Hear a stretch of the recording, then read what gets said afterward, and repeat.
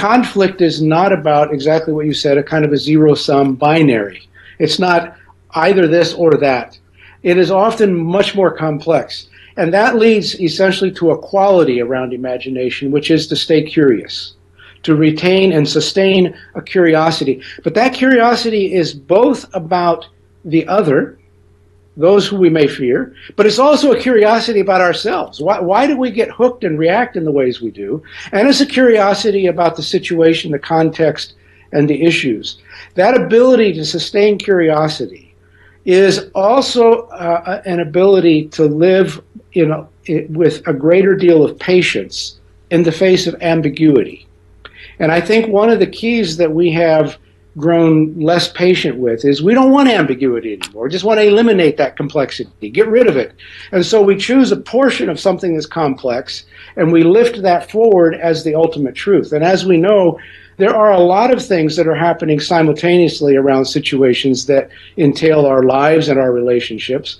And building a capacity for patience, curiosity, I think is really, that's the second imagination. So can I just interrupt? Is there an example of this kind of insisting on an overly simple, unambiguous view of things? I mean, is there an example that comes to mind from a current conflict or a kind of thing that people do in that regard? Well, so I think the one that most captivated my attention, I mean, obviously we've just come through a really tough election period, and a lot of things got framed as us and them. Right. Either you're with this issue or you're opposed to it. Right. You're going to do this or that. If you go back a few not long ago to the period of September 11, one of the things that came out of that is the world is divided between us and them. You're either with us or you're against us, was one of the phrases that politically gained a great deal of prominence. The world is far more complex than that. The world of our enemies is far more complex than that. If you portray a world of threat that you see out there, it is not a world that is made up with a simple binary. And I think one of the things that we get ourselves in a lot of trouble with, and one of the things that we have to learn in our current social and political sphere right now, is the ability to sit alongside the fact that we are not monoliths made up of two sides. Right.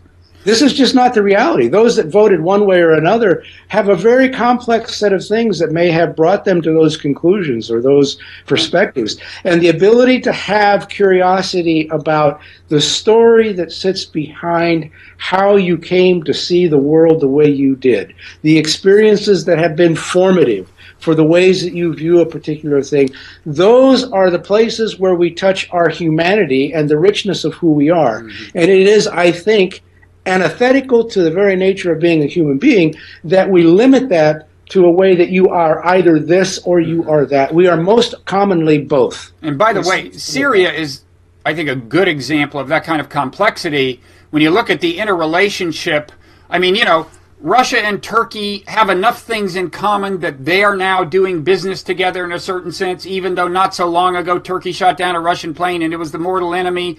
And it's an extremely complicated situation. And in a way, I think what it boils down to is to remember that, game theorists distinguish between zero-sum and non-zero-sum games. But the truth is, in real life, there are very few purely zero-sum relationships. There are very few cases. Your most bitter enemy, if you think about it, you can imagine an outcome that would be worse for both of you than what you've got right now. What that means is it's a non-zero-sum situation. It's not a purely zero-sum situation. Right. No, that's exactly right. And I think, a lot of the theory behind conflict and the early viewpoints that developed around the functions of conflict, especially from the work of Lewis Kozer quite some years ago, was the notion that conflict has a variety of different functions.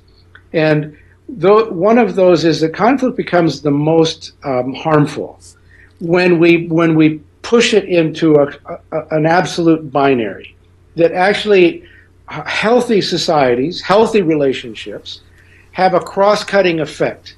So if it was you and me, Bob, if on every single issue we were on opposite sides, we're in a deep trouble.